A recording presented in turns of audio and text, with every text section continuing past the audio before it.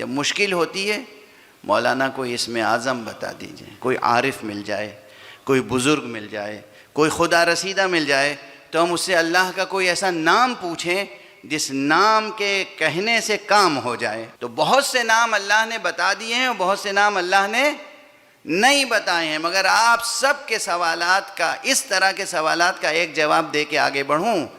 کار کشائی کے لیے کہ کام ہو جائے، اس کے لیے میں نام بتا دیتا ہوں، آپ کو معلوم ہے کہیے کام ہو جاتا ہے۔ کہہ کے دیکھیے، دل سے پکار کے دیکھیے، کہنے سے کیسے کیسے کام ہو جاتے ہیں۔ بسم اللہ الرحمن الرحیم۔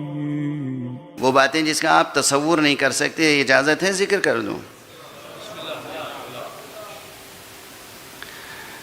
یورپ میں، امریکہ میں، جہاں سے سب سے زیادہ ہمیں سبق پڑھایا جاتا ہے انسانیت کا، ہیومن ویلیوز کا، ہیومن رائٹس کا، ایتھکس کا، دن رات 24 گھنٹے ہمیں سبق پڑھایا جاتا ہے کہ یہ اسلام جو ہے اس میں کچھ نہیں ہے، اسلامی شریعت میں کچھ نہیں ہے۔ اسلامی شریعت تو آپ کو معلوم ہے، یعنی جسارتیں، جرأتیں، مغالطہ آمیزیاں۔ ایک یونیورسٹی میں ایک صاحبزادے تشریف لے گئے ریسرچ کرنے کے لیے، اور ان کا ٹاپک تھا کہ اسلامی شریعت میں جرم پروری کی ٹینڈنسی پائی جاتی ہے۔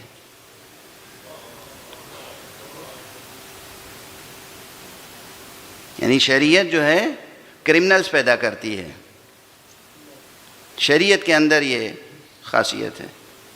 پی ایچ ڈی کی تھیسس رجسٹر ہوئی، اور وہ بھی کہاں؟ علی گڑھ مسلم یونیورسٹی میں۔ یونیورسٹی کے نام میں بھی مسلم لگا ہوا ہے۔ اور وہ ریسرچ مجھے انجام کا نہیں خبر کہ وہ بعد میں کمپلیٹ ہوئی تھی نہیں، وہ ریسرچ اسٹوڈنٹ اس فقیر کے پاس آیا، میرے پاس، کہ آپ میری مدد کریں، یہ تھیسس کمپلیٹ کرنی ہے، آپ مجھے گائیڈ کریں، مدد کریں۔ ذرا جرأت و جسارت دیکھیے۔ میں نے کہا میں اس تھیسس کو انڈورس کروں اور میں آپ کو میٹیریل فراہم کروں کہ اسلامک شریعت جو ہے وہ، اسلامک شریعہ وہ مجرم پیدا کرتی ہے، جرم پروری کرتی ہے۔ آپ دیوانے تو نہیں ہو گئے ہیں؟ کون آپ کو آخر اس تھیسس کو لکھنے کے لیے سپورٹ کر رہا ہے، یہ بھی تو بتا دیجئے۔ لیکن اس حد تک کام ہوتا ہے۔ سن رہے ہیں سب حضرات غور سے؟ یہ جو یونیورسٹیز سے، دنیا کی بڑی بڑی یونیورسٹیز سے ریسرچ آتی ہے، پی ایچ ڈی کی اور پوسٹ ڈاکٹریٹ لیول پر فلاسفرز پیدا ہو جاتے ہیں، اور وہ اپنی تھیوری یا کم سے کم ہائپوتھیسس کے لیول پر کچھ تصورات پیش کرتے ہیں۔ ہر تصور کو آپ نہ خریدیں، وہ بھی اپنے عقیدے کی قیمت پر، وہ بھی دین کی قیمت پر۔ ان تصورات کو، ان تحقیقات کو، جو تحقیقات نہیں ہیں، صرف مغالطہ آمیزیاں ہیں۔ یہ ہمارا تو دنیا بھر کے ریسرچرز کے ساتھ روزانہ کا تعلق ہے نا۔ تو بہت سے آتے ہیں کہ صاحب ہم یہ پی ایچ ڈی کر رہے ہیں، آپ میری مدد کر دیجئے، یہ پی ایچ ڈی کر رہے ہیں، آپ گائیڈ کر دیجئے۔ کتنے پی ایچ ڈی اسٹوڈنٹس تو ہماری لائبریری میں بیٹھ کے اپنی تھیسس کمپلیٹ کر کے گئے۔ اس لیے جو میں گزارش کر رہا ہوں اسے آپ باور کریں۔ یہ دنیا جہاں یہ بات بتائی جا رہی ہے، اس میں شریعت نے، اب دیکھیے اس دنیا میں کیا ہو رہا ہے۔ اس دنیا میں مادیت اتنی ہے کہ باپ سے بیٹا کرایہ لیتا ہے گھر کا، اور بیٹے سے باپ کرایہ لیتا ہے۔ بالکل آپ میرے گھر میں رہ رہے ہیں، یہ اس روم کا، اتنے حصے کا، اس اپارٹمنٹ کا یہ کرایہ آپ کو دینا ہوگا۔ باپ سے بیٹا، بیٹے سے باپ، سگی بہن سے دوسری سگی بہن کرایہ لیتی ہے، سگے بھائی سے دوسرا سگا بھائی کرایہ لیتا ہے۔ سگی خالہ اپنے ننھے سے بھانجے کو جب پالتی پوستی ہے بچپنے میں، پہلے سال 6 مہینے سال بھر تک، اس کا پیسہ لیتی ہے بہن سے۔ سنی ہوئی باتیں نہیں ہیں، دیکھی ہوئی باتیں ہیں۔ میں جانتا ہوں ایسے افراد کو، ٹھیک ہے؟ کتنا اچھا معاشرہ ہے مغرب کا، کیا ہیومن ویلیوز ہیں صاحب، کیا ایتھکس ہے، کیا مورلز ہیں ان کے، ماشاءاللہ، قربان ہو جائیے، اسلام کو ان کے اوپر نچھاور کر دیجیے۔ ایک صلوات پڑھ دیجیے محمد۔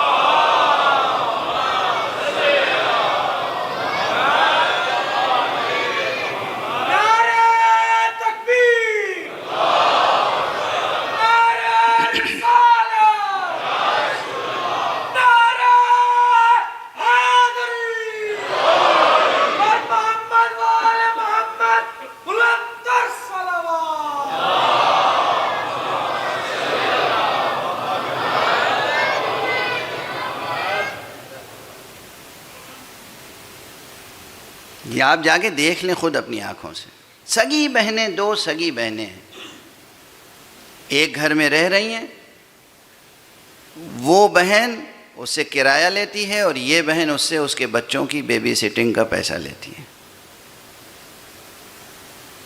ٹھیک ہے؟ کتنا اچھا کلچر ہے، کیا ہیومن ریلیشنز ہیں، تعریف کرتے رہتے ہیں نا آپ حضرات۔ یہ جو ہمارے بعض سو کالڈ انٹلیکچوئلس تشریف لے جاتے ہیں، کیمبرج میں پی ایچ ڈی کر لی یا ماسٹرز کر لیا یا آکسفورڈ کی ہوا کھا کے آ گئے، تھیمز کا 2 گھونٹ پانی پی کے آ گئے، امریکہ چلے گئے، کینیڈا چلے گئے، اس کے بعد آنے کے بعد، سب کی بات نہیں کر رہا ہوں، جو اصیل کردار کے لوگ ہیں وہ ہیں، یعنی آنے کے بعد کیا کرتے ہیں؟ وہاں کی تعریفوں کے پل لکھنے میں، بولنے میں، تقریر میں، جہاں بیٹھیں گے، ارے کیا کلچر ہے صاحب، یہاں کا کلچر بدبودار کلچر ہے، پاکستان، ہندوستان، ایران، عراق، لا حول ولا قوت، زندگی تو وہاں ہے، یہاں ایمانداری وہاں ہے، کیا ایمانداری ہے، ایمان کا پیکر سامنے کھڑا ہوا ہے۔ ایک صلوات پڑھ دیجئے محمد والے۔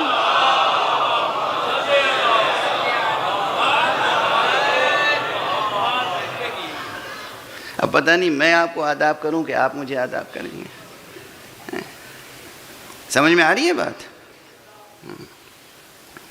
اب اسلام کا قانون سنیے، اسلام کہتا ہے، میں مثال کیا دے رہا تھا، خدا نے جو عطا کر دیا، عطا کر دیا۔ اسلام کہتا ہے اگر باپ نے بیٹے کو یا اپنے کسی خونی رشتہ دار کو، کسی شخص نے اپنے خونی رشتہ دار کو، سگا بھتیجا، سگا بھانجا، سگی بھانجی، سگا بھائی، کچھ دے دیا، ہبہ کر دیا، عطا کر دیا، تو واپس لینے کا حق نہیں ہے۔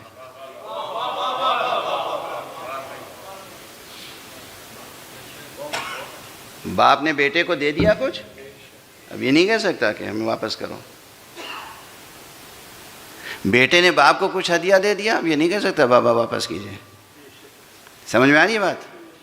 ان کو جاؤ، ان کو جاؤ، یہ کلچر کہاں، وہ کلچر کہاں، یہ قانون کہاں، وہ قانون کہاں۔ بہرحال اب اگر فقہ و شریعت کی باتیں بیان کرنا شروع کروں تو پتہ نہیں کہاں سے کہاں تک بات پہنچ جائے گی۔ جزئیات، فیملی میٹرز، کس طریقے سے بھائی کو بھائی سے پیش آنا چاہیے، والدین کو اولاد سے پیش آنا چاہیے، یہ شریعت نے اسے نظر انداز نہیں کیا ہے، اور اس میں حقوق اور فرائض اور اس کے ساتھ ساتھ مصلحتوں کو بھی سامنے رکھا ہے۔ اتنا خیر کرو، اب امام جعفر صادق علیہ السلام کا جو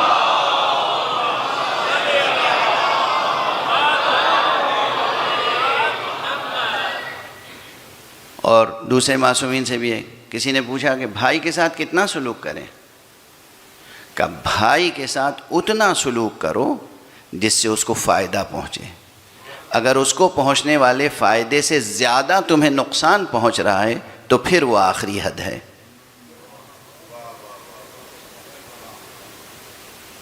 اس کو جو فائدہ پہنچ رہا ہے تمہیں نقصان اس سے زیادہ پہنچ رہا ہے تو پھر تم مدد نہ کرو، لیکن اگر نقصان نہیں پہنچ رہا ہے یا نقصان ہے تمہارا لیکن جتنا تمہارا نقصان ہے اس سے زیادہ اسے فائدہ پہنچ رہا ہے تو فائدہ پہنچاؤ۔ دیکھا کس طرح ہیومن ریلیشنز کو مینٹین کیا جاتا ہے، کس طرح بھائیوں کے حقوق اور ان کے رشتے کو اور صلہ رحم کو برقرار رکھا جاتا ہے. رحم کے حقوق، جو خونی رشتہ دار ہیں ماں اور باپ کی طرف سے، ان کے حقوق کو کس طرح محفوظ رکھا جاتا ہے.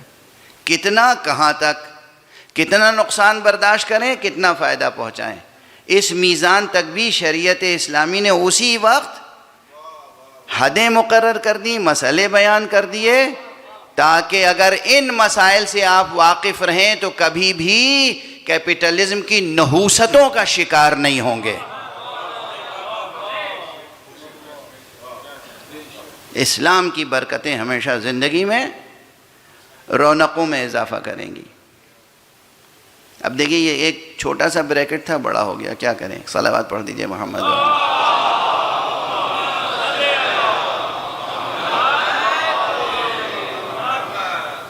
میں کہہ صرف یہ تھا کہ وہ خدا جس نے باپ سے کہا ہے کہ بیٹے کو دے دیا تو پھر واپس نہ لینا، بھائی سے کہا کہ بھائی کو کچھ دے دیا ہے تو واپس نہ لینا، جب وہ آپ کو کچھ عطا کرے گا تو واپس کیوں لے گا؟ وہ بھی جب کہ ہم اس دنیا میں تو محتاج بھی ہو سکتے ہیں، لیکن وہ ہے غنی علی الاطلاق. اس کے خزانے میں کبھی کوئی کمی پیدا ہونے والی نہیں ہے، نہ خزانے میں کمی ہے، نہ قدرت میں کمی ہے، نہ وہ محتاج ہے کسی بھی لحاظ سے. وہ جب کچھ دے دے گا تو واپس کیوں لے گا؟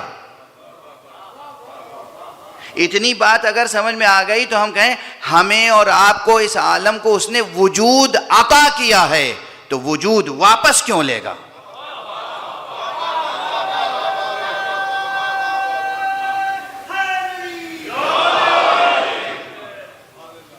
سمجھ میں آ رہی ہے بات؟ کوئی اگر آپ سے آستینیں الٹ کے بحث کرنے پہ آئے، مولانا صاحب نے بالکل عقیدہ آخرت کو بدل کے رکھ دیا اور یہ تو دین بگاڑنے کے لیے آئے ہیں. یہ تو ہاں دین بگاڑنے کے لیے عقیدے خراب کر رہے ہیں. ایک دم قیامت کا تصور جو بچپن سے سنتے آئے تھے بدل دیا انہوں نے. ہاں بدل دیا. اصل میں بچپن سے آپ نے صحیح عقیدہ سنا ہی نہیں تھا، پڑھا ہی نہیں تھا، تو ہم کیا کریں؟ آپ کو اللہ نے وجود عطا کیا ہے، اس کے بعد یہ بات کہیے کہ اس وجود کی حفاظت کرنا. جو خدا ہم سے چاہتا ہے کہ اس کے عطا کردہ وجود کی حفاظت کریں، وہ اپنے ہاتھوں سے ہمارے وجود کو کیوں مٹا دے گا؟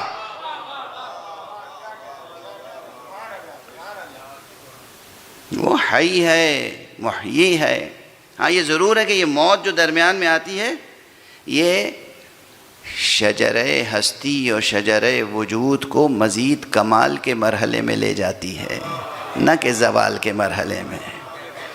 صرف ہمارے ذوق کو بالیدہ کیا گیا ہے، ذوق کی تربیت کی گئی ہے کہ دیکھو ایسی زندگی گزارو کہ جب موت آئے تو اس کا مزہ شیریں ہو، تلخ نہ ہو. اس لیے کہ اس موت پر خاتمہ نہیں، عدم نہیں ہے، نقش حیات کا مٹ جانا نہیں ہے، نقش حیات کا باقی رہنا ہے.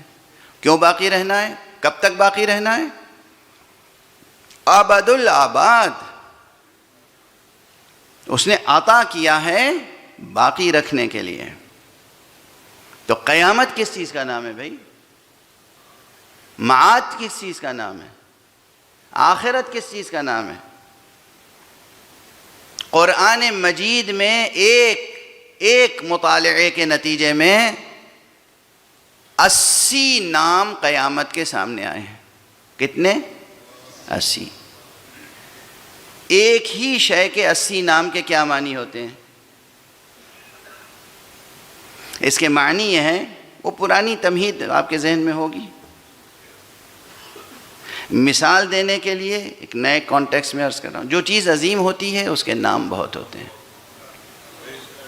خود اللہ عظیم ہے. اللہ کے کتنے نام ہیں؟ 99. ہاں یہ 99 والی حدیث تو بہت مشہور ہے، لیکن اصول کافی میں ایک روایت موجود ہے امام صادق علیہ الصلوۃ والسلام سے.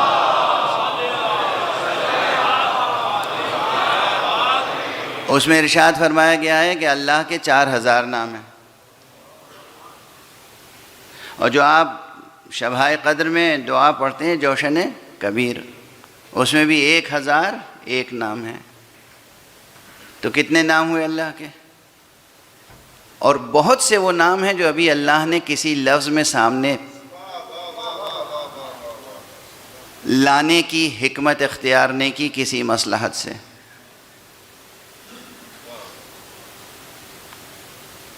دیکھیے اگر یاد آ جائے تو کسی شاعر کے 2 مصرے سنا دوں اس موضوع پر، اور وہ یہ ہیں کہ ہزاروں نام ہیں تیرے مگر پھر بھی یہ پرسش ہے، ہزاروں نام ہیں تیرے مگر پھر بھی یہ پرسش ہے، جسے سب سے چھپا رکھا ہے وہ کیا نام ہے ساقی۔ ابھی کتنے نام ہیں جو اللہ کے سامنے نہیں آئے۔ ہر انسان کے دل و دماغ میں ایک جستجو ہوتی ہے، خانقاہوں کے چکر لگاتے ہیں، علماء کی ضرورت اس وقت پیش آتی ہے جب مشکل ہوتی ہے، مولانا کو اسم اعظم بتا دیجئے۔ یہ اسم اعظم کی تلاش کیا ہے؟ سب کتابوں میں موجود ہے، ہر گھر میں قرآن مجید کھولیے تو جلد پہ چھاپ رکھا ہے لوگوں نے، 99 نام قرآن کے، اللہ کے، اور 99 نام رسول کے، اور کتنے نام سب ہیں نا، سب چھپے ہوئے ہر گھر میں۔ پھر کیوں جستجو رہتی ہے اور ایک ایک سے پوچھتے ہیں؟ کوئی عارف مل جائے، کوئی بزرگ مل جائے، کوئی خدا رسیدہ مل جائے تو ہم اس سے اللہ کا کوئی ایسا نام پوچھیں جس نام کے کہنے سے کام ہو جائے۔ ہے جذبہ یا نہیں؟ تو بہت سے نام اللہ نے بتا دیے ہیں اور بہت سے نام اللہ نے نہیں بتائے ہیں، مگر آپ سب کے سوالات کا، اس طرح کے سوالات کا ایک جواب دے کے آگے بڑھوں۔ کار کشائی کے لیے کہ کام ہو جائے، اس کے لیے میں نام بتا دیتا ہوں، آپ کو معلوم ہے، یا علی کہیے کام ہو جاتا ہے۔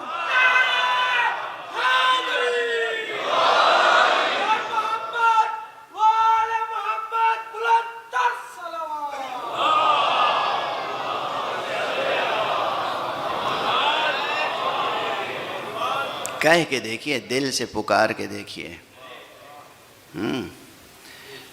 یا علی کہنے سے کیسے کیسے کام ہو جاتے ہیں۔ بہرحال اب ایک قدم اور آگے بڑھیں۔ اللہ عظیم ہے، اللہ کے بہت نام ہیں۔ پیغمبر عظیم ہیں، پیغمبر کے بہت نام ہیں۔ علی ہمارے عظیم ہیں، علی کے بہت نام ہیں۔ قرآن مجید کا کوئی سورہ ایسا نہیں ہے جس میں علی کا نام نہ ہو، کوئی سورہ ایسا نہیں ہے جس میں علی کا نام نہ ہو۔ یہ سب پہلے پڑھ چکا ہوں، اب آپ لوگ دوبارہ سن کے بھی واہ واہ کر لیتے ہیں، یہ آپ کا لطف و کرم ہے۔ جس طرح اللہ کے بہت سے نام ہیں، پیغمبر کے بہت سے نام ہیں، علی کے بہت سے نام ہیں، قرآن کے بہت سے نام ہیں، اسی طرح آخرت کے بہت سے نام ہیں۔ اس لیے کہ آخرت ایک عظیم حقیقت ہے، اور آخرت اس طرح کا کوئی دن نہیں ہے کہ جیسے ہمارا سورج نکلتا ہے اور ڈوبتا ہے، جسے یوم آخرت کہتے ہیں۔ وہ یوم آخرت بہت طویل عرصہ وجود ہے۔